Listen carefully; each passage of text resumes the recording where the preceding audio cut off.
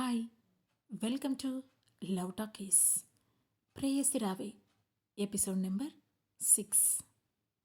శృతి మరియు జై హాస్పిటల్ వార్డులో మాట్లాడుకుంటున్నారు. ఇంతలో శృతి ఒక ప్రశ్న వేసింది. ఆ ప్రశ్నకు ఏం జవాబు చెప్పాలో అర్థం కాక నీళ్లు నమిలాడు జై. ఎందుకంటే మళ్ళీ ఆమె అలాంటి ఒక బాంబుని బ్లాస్ట్ చేస్తుందని అతను అస్సలు ఊహించలేదు. అందుకే సైలెంట్గా నుంచొని ఏం చెప్పాలా అని ఆలోచిస్తున్నాడు. దాంతో అతని వైపు చూస్తూ, జై, అడిగేది నిన్నే. మా పేరెంట్స్ ఎక్కడుంటారు? ఎందుకు నన్ను చూడటానికి కూడా రాలేదు? మనం లవ్ చేసుకోవడం వాళ్ళకి ఇష్టం లేదా? అందుకే రాలేదా అని అడిగింది శృతి. ఆమె ఆ మాట తెలిసన్నదో తెలియకన్నదో తెలియదు కానీ దానివల్ల జైకి మాత్రం ఒక అద్భుతమైన ఐడియా తట్టింది. ఇక ఆ క్వశ్చన్స్కి ఇక్కడితోనే ఫుల్ స్టాప్ పెట్టేస్తాను. మళ్ళీ ఇంకోసారి అడగకుండా ఉండాలంటే ఇదే కరెక్ట్ ఆన్సర్ అని మనసులోనే అనుకొని అలాగే మౌనంగా ఉన్నాడు. ఎంత అడిగినా అతని నుంచి జవాబు రాకపోవడంతో శృతి అతని దగ్గరికి వచ్చి సీరియస్గా చూస్తూ, అంటే నేనన్నది నిజమేనా అని అనుమానంగా అతని వైపు చూసింది. అవును అన్నట్లుగా తలాడిస్తూ, హా, మనం లవ్ చేసుకోవడం మీ పేరెంట్స్కి ఇష్టం లేదు, అందుకే నేను చూడటానికి రాలేదు అని బాధగా బదులిచ్చాడు. మరి డాక్టర్స్కి మన ఫ్యామిలీస్ ఒప్పుకున్నారని చెప్పావంట, ఎందుకు అని అనుమానంగా అడిగింది ఆమె. దాంతో లేని బాధను నటిస్తూ, ఎందుకంటే అప్పుడున్న సిచ్యువేషన్స్ అలాంటివి, ఆ టైంలో నిన్ను కాపాడుకోవడానికి ఎన్ని అబద్ధాలు చెప్పినా తప్పు కాదనిపించలేదు అని అన్నాడు జై. దాంతో అయినా అనుమానం తీరనట్లుగా అతని వైపు తీక్షణంగా చూస్తూ, నాకు నిజం తెలుసుకోవాలనుంది అని అడిగింది శృతి. దాంతో చిన్నగా నవ్వుతూ తాను అల్లుకున్న అందమైన కథను చెప్పడం మొదలుపెట్టాడు జై. మీది అబ్రాడ్లో సెటిల్ అయిన రిచ్ ఫ్యామిలీ. నువ్విక్కడికి ఒక ప్రాజెక్టు పని మీద వచ్చినప్పుడు నన్ను కలిశావు. మనిద్దరం కలిసి ఆ ప్రాజెక్టు పని మీద కొన్ని రోజులు ట్రావెల్ చేశాం. అప్పుడే మనకి ఒకరి మీద ఒకరికి ప్రేమ కలిగింది. కానీ అది మీ ఫ్యామిలీకి నచ్చలేదు అని ఆగిపోయి వెనక్కి తిరిగాడు. ఆమె అతని మాటలన్నీ చాలా ఇంట్రెస్ట్గా వింటోంది. అప్పుడు అతను మళ్ళీ కొనసాగిస్తూ, అయినా వాళ్ళని ఎదిరించి మనం పెళ్లి చేసుకోవడానికి రెడీ అయ్యాం. అది తెలిసిన మీ వాళ్ళు ఊరికే ఉండలేక మన పెళ్లిని చెడగొట్టాలని, ఎలాగైనా మనల్ని విడదీయాలని ట్రై చేశారు. కానీ అది కుదరలేదు. దాంతో ఆ రోజు రాత్రి మన మీద అటాక్ ప్లాన్ చేశారు. దాని వెనుకున్న మెయిన్ రీజన్ నన్ను అడ్డు తొలగించుకోవడమే అని చెబుతూ ఆగిపోయాడు. అది విన్న శృతి మెల్లగా ఏడవటం మొదలుపెట్టింది. అది చూసి జై కూడా ఏడుపు రాకుండా కొన్ని కన్నీట్ల బొట్లు రాల్చుతూ, కానీ వాళ్ళు పంపిన రౌడీలు కూడా మనల్ని విడదీయలేకపోయారు శృతి. చూడు, నీకోసం నేను ప్రాణం పెట్టి రౌడీలతో ఫైట్ చేస్తే నా కోసం నువ్వు ఆ చావుకే ఎదురెళ్ళావు. అది మన ప్రేమ, అది మన ప్రేమ పవర్ అని 4-5 మోటివేషన్ డైలాగ్స్ పడేశాడు. అతని మాటలు విన్న శృతి ఇంకా ఎమోషనల్ అవుతూ, ఐఎమ్ సారీ, ఐఎమ్ సారీ, వాళ్ళ తరపున నేను సారీ చెబుతున్నాను అంటూ మళ్ళీ అతని భుజం మీద తలపెట్టుకొని ఏడుస్తూ, మనల్ని మన ప్రేమని పట్టించుకొని వాళ్ళ గురించి ఇక ముందు అడిగి నిన్ను బాధ పెట్టను. ఐఎమ్ రియల్లీ సారీ జై. మళ్ళీ జన్మలో కూడా వాళ్ళ గురించి అస్సలు అడగను. వాళ్ళ పేరు కూడా తెలుసుకోవాలని నాకు అనిపించడం లేదు అని చేదరింపుగా పలికింది. అప్పుడు కానీ జై మనసు కుదుట పడలేదు. దాంతో దీర్ఘంగా ఒక నిట్టూర్పు విడిచి, అమ్మయ్యా, మొత్తానికి ప్లాన్ సక్సెస్ అయింది. లేకపోతే మళ్ళీ మళ్ళీ అవే ప్రశ్నలు అడిగి చంపేసేది. ఈమెకు గతం పోయింది కానీ గాడ్ గిఫ్టెడ్ ఇంటెలిజెన్స్ మాత్రం పోలేదు అని మనసులోని అనుకుని ఆమెను తన భుజం మీద నుండి పైకి లేపాడు. ప్రేమగా ఆమె కళ్ళ నుండి కారుతున్న కన్నీటిని తుడుస్తూ, నువ్వెందుకు శృతి సారీ చెప్పడం? జస్ట్ నాకు డబ్బు లేదన్న ఒకే ఒక్క రీజన్తో మన పెళ్లి కొప్పుకోకుండా మన మీద ఈ ప్లాన్ వేసిన వాళ్ళు సారీ చెప్పాలి అని చివరి పదాలను నొక్కుతూ కోపంగా అన్నాడు. అతని మాటలను విన్న శృతి మనసు తన తల్లిదండ్రుల మీద కోపంతో నిండిపోయింది. దాంతో అతని నుండి 2 అడుగులు వెనక్కి వేసి, చూస్తుంటే మనం మా లవ్ని గెలుచుకోవడానికి చాలా ఇబ్బందులు పడ్డట్టుగా, చాలా ప్రాబ్లమ్స్ ఫేస్ చేసినట్లుగా అనిపిస్తుంది అని అంది శృతి. ప్రేమంటే అంతే కదా శృతి, ప్రేమే కాదు ఏదైనా అంతే. వితౌట్ ఫైన్ ఏదీ దొరకదు. అది చివరకు నీలాంటి అందమైన అమ్మాయి అయినా సరే అని చిలిపిగా అన్నాడు జై. అది విని సిగ్గుతో తలదించుకుంది శృతి. కానీ అది చూసిన జైకి ఎందుకో తన మీద తనకే కోపంగా అనిపించింది. వాట్, నేనేంటిలా అన్నాను? అసలు ఈ మాటలన్నీ మాట్లాడుతుంది నేనేనా? ఏమో, ఈమెను కలిసినప్పటి నుంచి నాలో కూడా ఏదేదో జరుగుతుంది అని అనుకున్నాడు. ఇంతలో శృతి అతని వైపు చూస్తూ, మా పేరెంట్స్ సంగతి ఓకే, మరి మీ పేరెంట్స్ కూడా రాలేదెందుకు అని అడిగింది. ఈసారి మరో పెద్ద బాంబు నెత్తిన పడ్డట్టుగా ఫీల్ అయ్యాడు జై. మరోవైపు ఫోరెన్సిక్ ల్యాబ్ నుండి ఎస్ఐతో పాటు మహేంద్రనాథ్, రహీం కలిసి బయటికి వచ్చారు. ఇప్పుడు వాళ్ళ ముఖాల్లో బాధ లేదు. అది అమ్మాయి గారు కానందుకు నాకు చాలా హ్యాపీగా ఉంది సార్ అని రహీం అన్నాడు. ఇంకా వేగంగా ముందుకు నడుస్తున్న మహేంద్రనాథ్, నాకింకా బాధగానే ఉంది రహీం అని అన్నాడు. అది విని ఆశ్చర్యంగా, సార్ ఏంటి మీరనేది అని అతని వైపు ఆశ్చర్యంగా చూశాడు రహీం. దాంతో మహేంద్రనాథ్ కొంచెం చిరాగ్గా, నా మాటల మీనింగ్ అది కాదు. నా ఉద్దేశం ఏంటంటే, ఇంకా నా కూతురు గురించి ఒక్క క్లూ కూడా దొరకనందుకు నాకు బాధగా ఉంది అంటున్నాను అని విడమర్చి చెప్పాడు. దాంతో అర్థమైందన్నట్లుగా తలాడిస్తూ, ఇప్పుడేం చేద్దాం సార్? అమ్మాయి గారు అలా ఒంటరిగా బయట తిరిగితే చాలా డేంజర్. ఇప్పటికే మన మీద చాలామంది పీకల దాకా కోపంతో ఉన్నారు. దాన్ని మనసులో పెట్టుకొని ఎవరైనా అమ్మాయి గారిని ఏదైనా చేస్తే అంటూ ఆగిపోయాడు రహీం. అతని మాటలు పూర్తి కాకుండానే వెంటనే సీరియస్గా అతని వైపు చూస్తూ, అందుకే అందుకే ఈ విషయం బయటికి వెళ్ళడానికి వెళ్ళలేదు. మహిత కనిపించటం లేదని ఒక చిన్న పుకారు కూడా బయటికి వెళ్ళినా చాలు, అందరూ మన మీద రెచ్చిపోతారు. వాళ్ళ దగ్గర అంత సీన్ లేకపోయినా అది చేస్తాం ఇది చేస్తాం అంటూ బెదిరిస్తారు. అది విని వసుమతి ఆరోగ్యం మళ్ళీ పాడవుతుంది అంటూ మళ్ళీ ముందుకు నడిచాడు మహేంద్రనాథ్. దాంతో ఏం మాట్లాడాలో అర్థం కాని అయోమయంలో, మరిప్పుడు ఎలా సార్? అమ్మాయి గారిని కనిపెట్టడం ఎలా? ఒకవేళ మనం ఏదైనా పోలీస్ కంప్లైంట్ ఇచ్చినా ఇన్ఫర్మేషన్ లీక్ అవుతుంది కదా అని ఆందోళనగా అన్నాడు రహీం. అప్పటికే వాళ్ళు నడుచుకుంటూ ఆ ప్లేస్ నుండి బయటికి వచ్చేశారు. అప్పుడు వాళ్ళకు కొంచెం దూరంలో ఉన్న వాళ్ళ కార్ పార్క్ చేసి ఉంది. అప్పుడు ఎస్ఐ కొంత దూరంలో నిలబడి ఎవరితోనో ఏదో మాట్లాడుతున్నారు. కొన్ని సెకండ్లు ఆలోచించిన మహేంద్రనాథ్కి ఇంతలో ఏదో ఐడియా తట్టడంతో ఎస్ఐ వైపు చూపిస్తూ, ఒకసారి అతన్ని రమ్మని చెప్పు అని అన్నాడు. దాంతో రహీం అతని దగ్గరికి వెళ్ళి ఎస్ఐను వెంటబెట్టుకొని వచ్చాడు. ఇదిలా ఉంటే ఇటువైపు ఆఫీస్లో మీనా క్యాబిన్లో 2 రోజుల నుంచి ఆమె కంటికి సరిగా నిద్ర లేకుండా పోయింది. ఆమె చూపులు నిమిషానికి ఒకసారి జే డెస్క్ వైపే వెళుతున్నాయి. కానీ అక్కడ అతను లేకపోవడం చూసి నిరాశతో పాటు కోపం కూడా కలుగుతోంది ఆమెలో. అప్పుడే ఆమెకు 2 రోజుల క్రితం హాస్పిటల్లో జరిగిన ప్రతి సీన్ ఒక్కొక్కటిగా కళ్ళ ముందు కదులుతూ కనిపిస్తున్నాయి.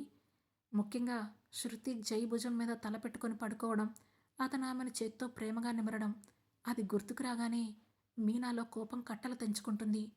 ఆ కోపంతో పెద్దగా అరుస్తూ, ఆ జై అని ఎదురుగా ఉన్న టేబుల్ మీద ఉన్న వస్తువులన్నింటినీ కింద పడేసింది.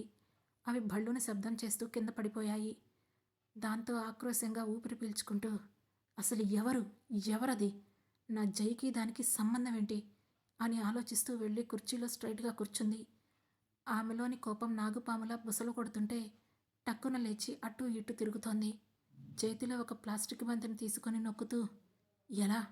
దాని గురించి తెలుసుకోవడం ఎలా అని అటూ ఇటూ చూస్తూ ఉంది. అలా ఆలోచిస్తున్న ఆమెకు వెంటనే సత్య గుర్తుకొచ్చాడు.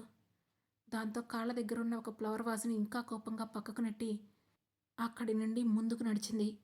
ఆమె వేసుకున్న హై హీల్స్ టక్ టక్ మని శబ్దం చేస్తుంటే తన పొడవాటి చేతులను చాపి క్యాబిన్ డోర్ తెరిచింది. ఇంతసేపు లోపల జరుగుతున్నదంతా నక్కి నక్కి చూస్తున్న కొందరు ఆమె బయటికి రావడంతో ఓ గాడ్ అనుకుంటూ గబగబా వెళ్ళి తమ సీట్లలో కూర్చొని తమ పనుల్లో పడ్డారు. వాళ్ళను పట్టించుకోకుండా నేరుగా సత్య డెస్క్ వైపు చూసింది మీనా. కానీ అక్కడ సత్య కనిపించలేదు. దాంతో కోపంగా, డామిట్, వీడు ఒక్కరోజు కూడా ఆఫీస్లో సరిగ్గా వర్క్ చేయడా? అసలు వీడి పని ఇలా కాదు అని అనుకుంటూ మళ్ళీ తిరిగి తన క్యాబిన్లోకి వెళ్ళింది. ఇక హాస్పిటల్లో శృతి పేల్చిన క్వశ్చన్ బాంబ్కి జై ఒక క్షణం నిశ్శబ్దంగా అయిపోయాడు. హఠాత్తుగా అతని ముఖంలో హావభావాలన్నీ మారిపోయాయి. ఒక రకమైన కోపం, ఆవేశంతో అతని కళ్ళు ఎర్రబడ్డాయి. కానీ దాన్ని బయటకు కనబడనివ్వకుండా ఆమె వైపు నుండి ముఖాన్ని పక్కకు తిప్పుకుంటూ, నాకు నాకు ఫ్యామిలీ లేదు, నేను ఒక అనాథని అని అన్నాడు. ఆ మాట విన్న శృతి వెంటనే అతన్ని వెనక నుంచి గట్టిగా కౌగలించుకుంది. ఆమె చేతులు అతని భుజాల కింద నుండి ముందుకు వచ్చాయి. ఆ అనుకోని సంఘటనకు ఎలా రియాక్ట్ అవ్వాలో అర్థం కాక బిత్తరపోయాడు జై. ఇంతలో శృతి మాట్లాడుతూ, ఐఎమ్ సారీ జై, మళ్ళీ అలా అనుకో. ఎందుకంటే ఇక నుండి నువ్వు అనాథవి కాదు, మనమిద్దరం, మనకి తోడుగా మన ప్రేమ అని అంది. ఆ మాటలు జై మనసుని బాగా ప్రభావితం చేశాయి. ఎందుకో అతనికి ఆ మాటలు వినగానే కళ్ళ నుండి కన్నీరు జారింది. అప్పుడే అక్కడికి చేరుకున్నాడు సత్య. అతని పక్కనే సంజు కూడా ఉంది. వాళ్ళను చూడగానే టక్కున వేరైపోయారు ఇద్దరు. కానీ అప్పటికే చాలా ఆలస్యం అయిపోయింది. ఎందుకంటే వాళ్ళిద్దరూ కౌగలించుకొని ఉండడాన్ని సత్య, సంజు అప్పటికే చూసేశారు. రేయ్, ఏంట్రా ఇది? ఆమె ఎవరో నిజంగానే జైకి తెలీదా అంటూ సత్య వైపు చూస్తూ అడిగింది సంజు. అతను కూడా నోరెళ్లబెట్టి, నాతో అయితే అలానే చెప్పాడేవాడు అని అమాయకంగా అన్నాడు సత్య. నాకెందుకో ఎక్కడో డౌట్ కొడుతుందిరా అని జై వైపు చూసింది సంజు. వాళ్ళ ముఖ కవలికలు చూసి విషయం అర్థం చేసుకున్న జై వేగంగా వాళ్ళ దగ్గరకు వచ్చి, స్టాప్ థింకింగ్ గైస్ అని మెల్లగా అరిచాడు. సత్య పెదవిని కొరుకుతూ, రేయ్, మేం థింక్ చేస్తేనే నీకు షేమ్గా అనిపిస్తే ఇప్పుడు చేసిన దాన్ని ఎంత షేమ్గా ఫీల్ అవ్వాలి నువ్వు, హా అని అడిగాడు. షడప్, మీరు ఇమాజిన్ చేసుకుంటున్నట్లుగా ఇక్కడేమీ లేదు అని అన్నాడు జై. అప్పుడు సంజు అతని వైపు చూస్తూ, అవునవును, ఇమాజిన్ చేసుకున్నంత లేదు, అంతకంటే ఎక్కువే ఉంది అని అంది. దాంతో జై చిరాగ్గా ఆమె వైపు తిరిగి, సంజు, ఎనఫ్ అని ఆపేసి శృతి వైపు చూస్తూ, శృతి, ఇతను తెలుసు కదా, నా ఫ్రెండ్ సత్య అని చెప్పాడు. శృతి కూడా తల్లాడిస్తూ, హా తెలుసు, మీ బెస్ట్ ఫ్రెండ్ కదా అని అంది. యా, ఆఫీస్లో నాకున్న వన్ అండ్ ఓన్లీ ఫ్రెండ్. మిగతా వాళ్ళు కూడా ఉంటారనుకో, బట్ వాళ్ళతో మనం అంత క్లోజ్గా వెళ్ళం అని సంజు వైపు చూపిస్తూ, ఈమె సంజన, సంజు మన సత్యకి కాబోయే లైఫ్ పార్ట్నర్. ఇద్దరూ త్వరలోనే మ్యారేజ్ చేసుకోబోతున్నారు అని నవ్వుతూ చెప్పాడు. అది విని మెరుస్తున్న కళ్ళతో, ఓ రియలీ నైస్ అంటూ సంజు దగ్గరికి వచ్చి, కంగ్రాట్స్ అని చెయ్యి చాపింది శృతి. సంజు కూడా ఆమెతో చేతిని కలుపుతూ థ్యాంక్స్ అని చెప్పింది. ఇంతలో సత్య, ఇంతకు మీరు ఇక్కడ ఏం చేస్తున్నారో తెలుసుకోవచ్చా అని అడిగాడు. నథింగ్, డాక్టర్ అలా బయటికి వెళ్ళి వాకింగ్ చేయమన్నాడు, అందుకే ఇలా వచ్చాం అని బదులిచ్చాడు జై. దాంతో జై చెవి దగ్గరికి మెల్లగా వచ్చి, డాక్టర్ జస్ట్ వాకింగ్ చేయమన్నాడు, రొమాన్స్ చేయమనలేదు అని చిలిపిగా అన్నాడు సత్య. అది విని కోపంగా అతని వైపు చూశాడు జై. అయినా కానీ సత్య భయపడకుండా, కోపంగా చూస్తే నిజం అబద్ధం అయిపోదు జై సార్, కనీసం ఇప్పుడైనా నిజం చెప్పరా, ఆ అమ్మాయి ఎవరో నీకు నిజంగా తెలీదా అని అనుమానంగా అడిగాడు సత్య. రేయ్, నిజంరా బాబు, ఆమెవరో నాకు అస్సలు తెలీదు అని నమ్మించడానికి కొంచెం గట్టిగా అన్నాడు జై. Okay okay, I'm believing in you, but only this time అని కొంటిగా అన్నాడు సత్య. యదవా అని సత్యని తిట్టి, శృతి ఇక వెళ్దామా, ఇప్పటికే చాలా టైం అయింది అని అన్నాడు జై. మరోవైపు మహేంద్రనాథ్ చెప్పినట్లుగా ఎస్ఐని తీసుకొచ్చి అతని ముందు నిలబెట్టాడు రహీం. అప్పుడు స్టిఫ్గా నిలబడుతూ మర్యాదగా, హా సార్ చెప్పండి అని అడిగాడు ఎస్ఐ. తన జాకెట్ని సరి చేసుకుంటూ, నాకు ఒక హెల్ప్ కావాలి అని గంభీరంగా అన్నాడు మహేంద్రనాథ్. దాంతో ఎస్ఐ చాలా సంతోషంగా, చెప్పండి సార్ చెప్పండి, మీలాంటి వాళ్ళకి సహాయం చేయడం కోసమే కదా మాలాంటి వాళ్ళు ఉంది అని అన్నాడు. అతని మాటల్లోని మీనింగ్ అర్థమవగానే మహేంద్రనాథ్ చిన్నగా నవ్వుతూ, నీ సహాయానికి తగిన ప్రతిఫలం దక్కుతుందిలే గాని ముందు నేను చెప్పేది విను అని అనగానే ఎస్ఐ బుద్ధిమంతుల్లా చేతులు కట్టుకొని, సారీ సార్ చెప్పండి అని అన్నాడు. ఈ సిటీలో నీకు తెలిసిన ఒక మంచి డిటెక్టివ్ ఎవరైనా ఉన్నారా అని అడిగాడు. అతని మాటలు పూర్తవడమే ఆలస్యం. హా, చాలామంది ఉన్నారు సార్, మంచి మంచి డిటెక్టివ్స్ అయితే బోలెడు మంది ఉన్నారు అని బదిలిచ్చాడు ఎస్ఐ. బోలెడొద్దు కానీ నీకు నచ్చిన, అలాగే మనం చెప్పిన ఇన్ఫర్మేషన్ని సీక్రెట్గా ఉంచుతూ పనిచేసి పెట్టేవాళ్ళు ఎవరైనా ఉన్నారా అంటూ ఆగి తన మాటను మళ్ళీ రిపీట్ చేస్తూ, క్లియర్గా విను, మనం చెప్పినట్టుగా మన కోసం పనులు చేస్తున్నట్లుగా మూడో కంటికి తెలియకుండా పనిచేసే నమ్మకస్తులు ఎవరైనా ఉన్నారా, ఉంటే చెప్పు అని అడిగాడు మహేంద్రనాథ్. ఆ మాటతో ఒక క్షణం ఆలోచనలో పడిపోయిన ఎస్ఐ టక్కున తేరుకొని, హా ఉన్నాడు సార్, మీరు చెప్పిన కండిషన్స్ మ్యాచ్ చేస్తూ ఎలాంటి ఇన్ఫర్మేషన్ అయినా బయటికి వెళ్లకుండా మనకు పనిచేసే క్యాండిడేట్ ఒకడున్నాడు అంటూ ఆగిపోయాడు. దాంతో అతని వైపు ఆతృతగా చూస్తూ, ఎవరు అని రహీం, మహేంద్రనాథ్ ఇద్దరూ ఒకేసారి అడిగారు. ఇవన్నీ ఇలా జరుగుతుంటే మరోవైపు అదే సిటీలోని ఒక ఇంట్లో సాయంత్రం 7 గంటలు దాటిందని ఆ ఇంటి ముందున్న తులసికోట దగ్గరున్న వెలుగుతున్న దీపం చెబుతోంది. అది ఒక నార్మల్ హౌస్. చుట్టూ ప్రహరీ గోడ, మెట్లెక్కి పైకి వెళ్తే టెర్రస్ మీద ఒక గది. చూడటానికి ఎలాంటి చింతలు లేని చిన్న ఇల్లులా కనిపిస్తుంది.